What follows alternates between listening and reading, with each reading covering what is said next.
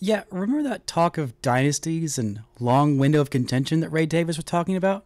I think it was absolutely full of crap. You are Locked On Rangers, your daily Texas Rangers podcast.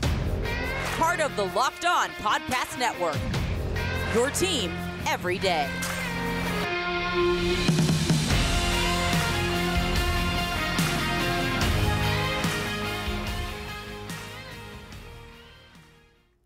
You are locked onto the World Series champion Texas Rangers. I'm Bryce Patrick, a cripplingly addicted Texas Rangers fan covering this team for 11 seasons, including all 6 as the founder and host of this podcast. Thank you all so much for making Locked On Rangers your first listen every single day. If you're not already, you can follow me on Twitter at Bryce Patrick. You can follow the show at Locked On Rangers. Hit subscribe on your favorite podcasting platform and on YouTube, where the best way you can help grow the show is to comment nearly any single thing below. Now, before we get into the massive sprawling reports about the Rangers being not just sellers, but fire sellers at the deadline, today's episode is brought to you by FanDuel. Make every moment more. As playoffs wind down and sports start sportsing like we want them to, but this summer, FanDuel is hooking up all customers with a boost or bonus daily. That's right, there's something for everyone, every day, all summer long. Visit FanDuel.com to get started.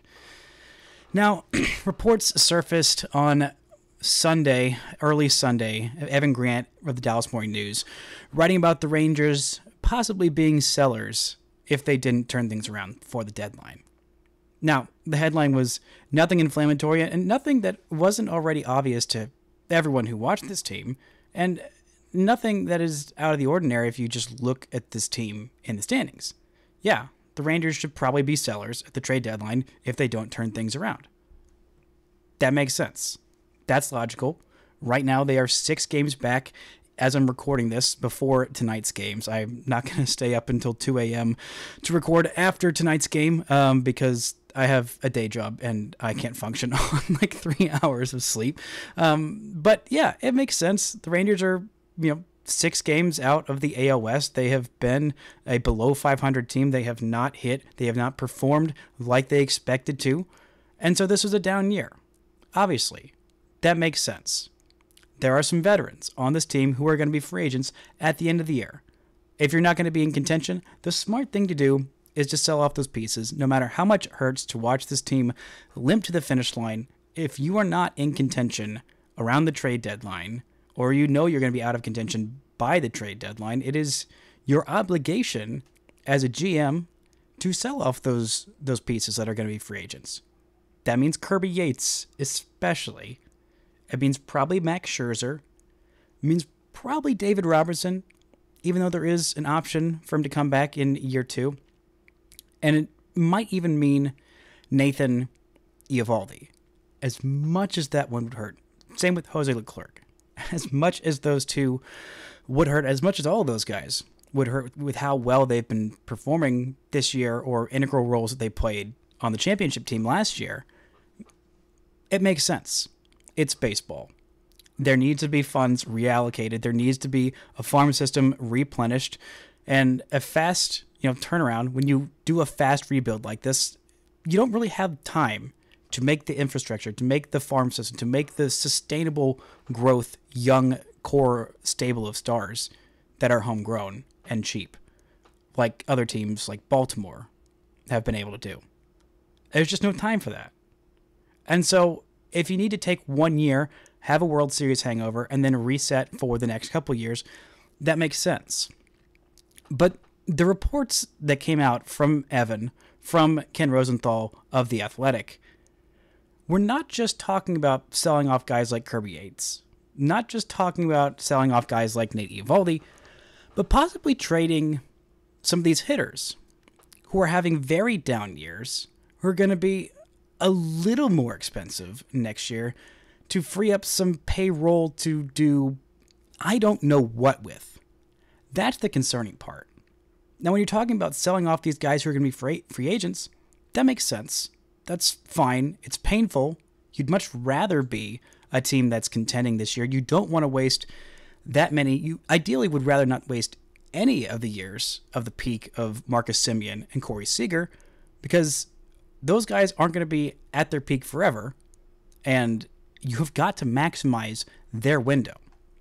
when you pay $300 million, when you pay $500 million for middle infield, the best middle infield in baseball, although with Marcus Semion's recent slump, that's kind of called that into question just a little bit. But still, when you're paying top dollar for that, and you're also, like it or not, you're paying top dollar for Jacob deGrom and decent dollars for Nathan Eovaldi, you cannot afford to keep punting multiple years. And the talks about maybe trading Adolis Garcia, maybe looking at trades for Leody Taveras because he's too expensive, maybe looking at trades for Jonah Heim because he might get too expensive. That's where you have to start to question the long-term future of this team. That's where you have to start to question what Ray Davis was actually ever willing to spend. All that talk about the Rangers spending so much those 2 years in free agency. Oh my God, they spent $500 million on a middle infield. Oh my gosh, they spent $180 million on Jacob deGrom. Oh my gosh, they spent all this money, and they're not in the top 1% of baseball payrolls. They're not in the top 3. Heck, right now, they're not even in the top 5.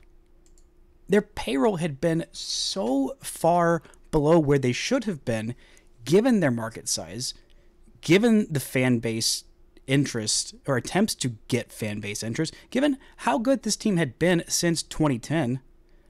The payroll had fallen so far below it that those moves just barely got you into the realm of where you should have already been. Heck, the reason I was so skeptical of this team, making those big swings like they talked about all the way the back half of 2021, that was the most brutally agonizing baseball to watch, the most hopeless I've ever felt about the Rangers' future.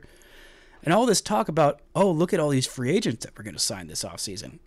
And this team hadn't spent money on a long-term contract, a significant one, since Shin-Soo Choo. Shin-Soo Choo. And credit to them. Credit John Daniels. Credit Chris Young. Credit Ray Davis for opening up the pocketbook and going out and spending $500 million on middle infield and spending however much they spent on John Gray. I believe it was around $60 million. For a guy who's going to be middle of your rotation. They did that, and they did well. And they executed the fast rebuild quickly. But in order to have that be sustainable, in order to have that be not just a one-and-done championship, you've got to maintain that level of roster. And there's only two really ways to get talent. You either draft it, develop it, trade stars to get that minor league talent and have it matriculate through the system, or you spend big money on free agents. Now, both those are risky. There's no such thing as a pitching prospect, and not all position player prospects work out anyway. And a lot of times free agent deals can go really, really south really quickly. But credit to the Rangers, most of the big free agent signings that they made have paid off. Marcus Semien, Corey Seager, 2 and 3 in AL MVP voting last year. Corey Seager, World Series MVP, helped bring the first ever championship to Texas. That's a win. That's an absolute win. Marcus Semien, an All-Star, 2 different years. Both of them Silver Sluggers last year.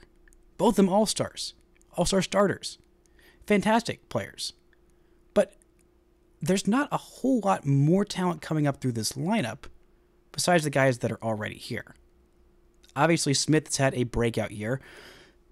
Evan Carter has not done what the Rangers were hoping. White Langford is turning into a bit of the player that they hope, but still there's some room to grow. Josh Young has been out for most of this year, still could be another big bat in their lineup, and well, it's looking like Leody Taveras and Nathaniel Lowe and Jonah Heim are rounding more into the form the Rangers thought they would have. But when you look at trading off a guy, like, let's talk about Jonah Heim specifically. He is going to be an arbitration player yet again next year. He's got 2 more years on his deal after this year. Next year is year 2 of arbitration. This year, year 1, he made $3 million. It's fine. That is not that much money. In fact, it is very little money for not only a decent, but a pretty good catcher. Now, this year has not been what the Rangers expected of him, not what he expected, But you go and look at where he's paid relative to his peers at the catching position. He's paid the 19th most money among Major League catchers. And why that's significant, I'll tell you, because some of the names ahead of him will blow your mind. Coming up, we're talking about the Stars' new TV deal and why I think that has a major, major impact on the Rangers' financial future. Right after this word from our sponsors. This show is brought to you by FanDuel. FanDuel this summer keeps the sports going whenever you want. All you have to do is open up the app and dream up any bets you're in the mood for. And this summer, FanDuel is hooking up all customers with a boost or bonus daily. That's right, there's something for everyone, every day, all summer long. If you are an absolute optimist and you're feeling really great about the Rangers' odds to go back-to-back and win the World Series again this year, right now they are at plus 8,000 to win the World Series. That is behind teams like the Royals, the Mets, the Red Sox, heck, even the Padres, who the Rangers just lost a series to. If you're thinking that, you know what, maybe I'll just say that the Rangers are going to win the American League. Right now, they are at plus 3,000 to win the American League. There's all kinds of other different bets, like if you're wanting to bet on something with AL MVP, thinking, oh, it's Corey Seager's year, he's going to bust out, or, you know, maybe Josh Smith, MVP of the American League. Any kind of different action, go head over to FanDuel.com and start making the most out of your summer. FanDuel, official sports betting partner of Major League Baseball. Now, I don't normally talk about Dallas Stars or hockey on this podcast because this is not Locked On New York Rangers, but this is Locked On Texas Rangers. But some news came down last week that is significant to all DFW sports teams outside of the Dallas Cowboys. The Stars ended their agreement with Bally Sports Southwest, and they have announced, as of today, a new app, a free-to-consumer app called the Victory Plus app that will allow local residents here in DFW to stream games for free. All they have to do is watch the ads that are going on there, and it is an incredible development for Stars fans, for people who have frustrations with Bally, with all kinds of different issues that Bally has had over the last few years. That it has been a saga all around major sports. Well, at least the NBA, the NHL, and MLB. Because Bally owns so many of the different rights for these different teams, and it has caused so many issues for especially these DFW teams. To the point where I wouldn't be surprised if the Mavs and Rangers are next. Well, the Rangers pretty much are going to be next. Because as of the last few months, as of this year, this is going to be the last year of the Rangers and Bally. That agreement has been renegotiated after all kinds of different issues with the bankruptcy court, with Bally, with their conglomerate company, their ownership company. There have been so many issues with them and Diamond Sports that it made sense for the Rangers to just go ahead and cut ties there. But having the Stars, develop this app, which is going to come out hopefully in the next couple of months, but I think it'll definitely be out in time before the Stars season starts in October.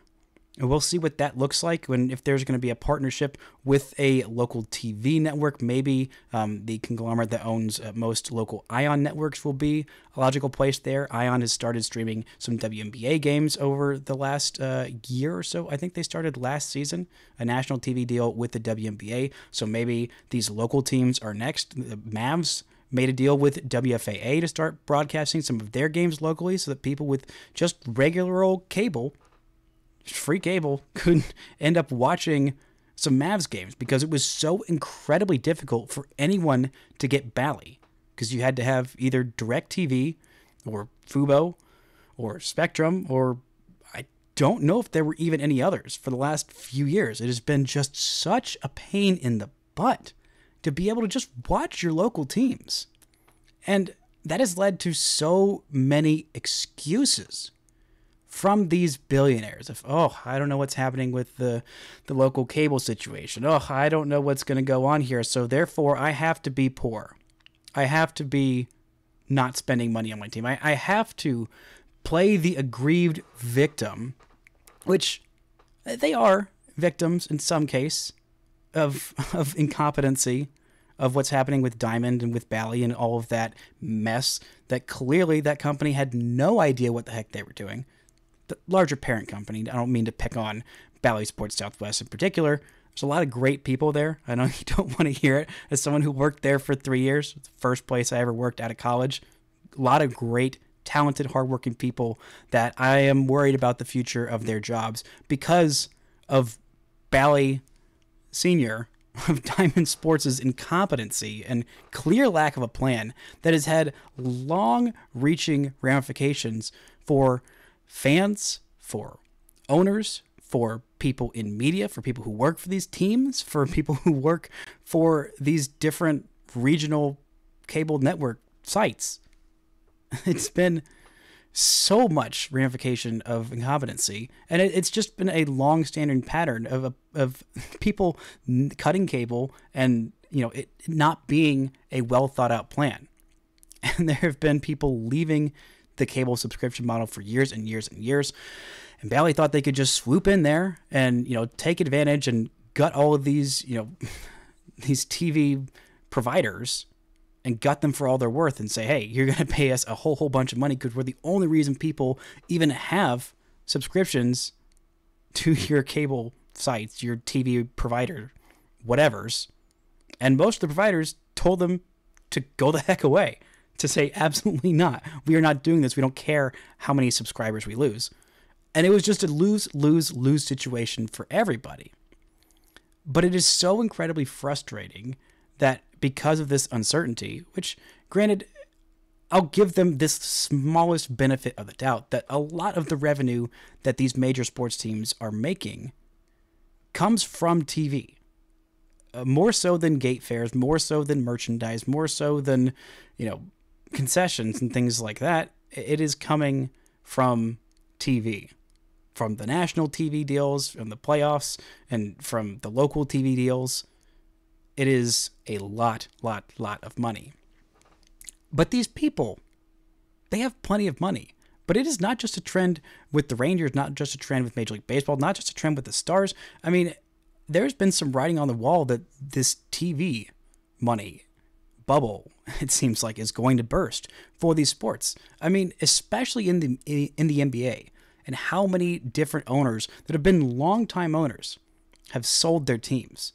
I mean, let's just look since 2010 in the NBA, because this has been the league that has been most prevalent in owner turnover. It has been the league that has grown the most in valuations over the last, since this span, since 2010.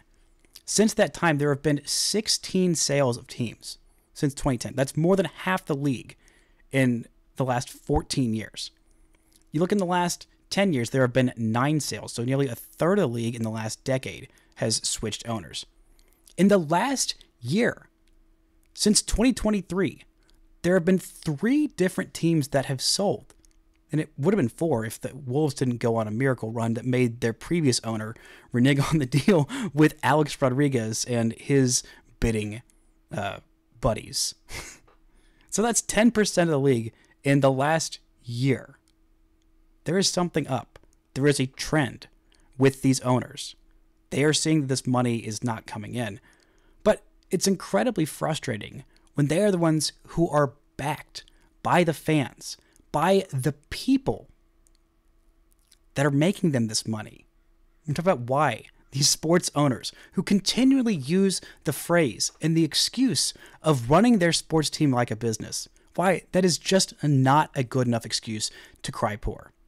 Right after this word from our sponsors. This show is brought to you by PrizePicks. PrizePicks is America's #1 daily fantasy sports app with over 5 million active members. PrizePicks is the easiest and most exciting way to play daily fantasy sports. Unlike other apps, PrizePicks, it's just you versus the numbers. All you have to do is pick more or less on 2 to 6 player stat projections and watch the winnings roll in. Get in on the daily action with your friends. Become part of the PrizePicks community today. You can now win up to 100 times your money on PrizePicks with as little as 4 correct picks. You can turn $10 into $1,000. If you're looking for promotions, then PrizePicks has got you covered every single week. From allowing select players' stat projections on Tuesdays to help your lineup hit, or getting your entry fees back with a losing lineup on Fridays. PrizePicks is available in more than 30 states across the country, including California, Texas, and Georgia. So download the PrizePicks app today and use code LOCKEDONMLB for a first deposit match up to $100. That's code LOCKEDONMLB on PrizePicks for a first deposit match up to $100. PrizePicks. Pick more, pick less. It's that easy. Here on Locked On Rangers, we pride ourselves on getting you the latest news for your team. Whether it's the offseason, the draft, spring training, or the playoffs, it's year-round. You know what else is year-round? Collection season. Just because tax season is over doesn't mean the IRS will stop coming after you for your unfiled taxes. The IRS can garnish your wages, levy your bank accounts, and even seize your property. Don't let the IRS target you. Let the licensed professionals and tax experts at Tax Network USA go to bat for you. With over 14 years of experience and an A+ rating by the Better Business Bureau, Tax Network USA has saved their clients over $1 billion in tax debt. Whether you owe taxes, have complicated matters that require tax planning, or finally hit that parlay this season and need help quickly filing, call 1-800-549-1000 or visit tnusa.com/lockedon. Make sure to mention Locked On Rangers at checkout and you will receive a $250 discount off their services. Now, there are a lot of phrases that are cliches in sports. You know, taking it one game at a time. You know, we're just focused on the nitty-gritty, blah, blah, blah, blah, blah. You know, we got to execute the game plan. But I think the worst one, or at least the one that bothers me the most consistently, and is the most overused, is that, oh, this sport XYZ is a business. We're going to run this team like a business. We're going to run this whatever like a business. And Ray Davis, who does not talk a lot to the media, at the beginning of this season, before this season, sat down for a long and pretty in-depth interview with Evan Grant. And the quote that stuck out to me from Ray to Evan was talking about this team, you know, not spending big on Jordan Montgomery, not going after the big free agents like a lot of people wanted them to do, myself included, but saying that I'm going to run this team like a business. That is how Ray Davis has described this team over and over and over again. And I don't want to just pick on Ray, even though I also do want to pick on Ray, because he's not the only owner, let alone in baseball, but in all of sports, who says, I'm going to run my team like a business. But it is the most frustrating and mind-numbing cliche of these sports owners, these billionaires, these ultra-wealthy elite of the elite, to come in here to buy this team, whatever team they're buying, and use that as an excuse to not try, to not give the team the resources that it needs, to not, you know, fully invest and put your full resources and backing into it. Is people just buy these teams like they're their little playthings. Like they're the only one who really has a say in anything. They are the only one whose opinion matters. Their pocketbook are the only thing that matters, or at least is the thing that matters the most when it's concerning their team. And it drives me absolutely insane that these people take these things that mean so much to the people of their city, of their state, that even grew up here, that have ties here, and just run it like a business. This is not like any other business. This is not just some company. This is a living, breathing thing that means so much to the community. If you wanted to form, I don't know, just for some example, an energy business, there's no limit to the number of different energy businesses that one could fund and invest in and make that exist on this planet. There's a lot of them. And if you made a bunch of changes based on the bottom line, nobody would care. Whatever business that is, whether it's, you know, oil and gas, or whether it's a tech company, or whether it's whatever, it doesn't have that much of an emotional impact on the city, region, state, whatever. But you can't say that about a baseball team, about a football team, basketball, hockey, whatever sports franchise. There are a limited number of Major League Baseball teams. And these things are too precious for some rich guy to just buy his way in there, take his hands off and say, all right, this is how much I'm going to spend. I don't really care as much about winning as I do about my bottom line. I'm going to run this more like a business than I am like a baseball team. There can be owners who go too full hands-on, that provide all the resources and finances that their team needs, but they have too much of a hands-on approach to the operations of the sport that hamstrings their team. There are also owners that want to have nothing to do with the baseball operations that also don't provide the resources. Think of Donald Sterling, but for baseball. So I don't know. Who is an example of an owner in baseball that, is just content with taking the checks from their league, knowing that if they don't have to spend any money, people aren't going to show up, but they're still going to make a lot of money. I don't know. Maybe John freaking Fisher. And then there's some that are more in between, which feels like about where Ray is. That say outwardly, oh, I care so much about winning. I'm so competitive. All I care about is winning. When that's not the case. If that was the case, there would be more resources allocated to this. If Bally Sports' colossal failure was such an issue, you would have funded something like the Stars are doing, of getting control of your own broadcast, getting control of your own rights, putting that infrastructure in so you can maintain that level of cash flow to keep this thing sustainable. But you didn't. You sat back and waited and saw how much money you could pull out of Bally, even though you knew that was a failing situation since they took over. And you weren't proactive. A lot of these teams weren't. And it's the thing that there are so few good sports owners that, really genuinely care about the community and actually make that difference. Makes me hopeful for Orioles fans and their new ownership group of David Rubenstein that is a fan, is insanely loaded, and is going to go spend money and resources to make their team good. That's why I think Peter Seidler was so dang good for the sport, why I think Steve Cohen will be good for this sport, and why I really appreciate the guys at Wrexham. If you have not watched Wrexham FC, the show about Ryan Reynolds and Rob McElhenney buying Wrexham, a Welsh bottom-tier division, former Premier League club, and trying to restore it to its former glory, trying to get them from the absolute bottom of organized soccer, football, if you will, back to the Premier League. They put so much care and effort to not say, we are the owners of this team. That is the city. That is the town. That is the people, supporters, the fans. They are the ones who actually own this team. This is their team. We are just stewarding it. We are just providing money and resources and whatever we can to help this team get back on its feet. Because they realized the impact, the enormity of sports, of a team, on a city. It is incalculable, the impact that these sports teams have on these communities, these people. I mean, you all saw it. We saw what that Rangers championship run did to all of us just less than a year ago. How magical it was. How much it brought people together.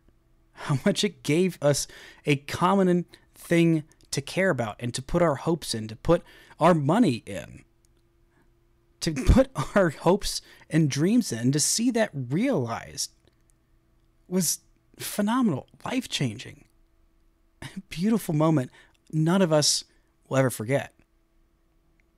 And to have something like that, that has that potential, to have that kind of a reach, that kind of an impact on the cities, not just Arlington, Texas, Fort Worth, or Dallas, the whole metroplex, like the whole state, to just come in there with your billions and run it like a business is just so callous and heartless, and something that this city and team and state deserve better than.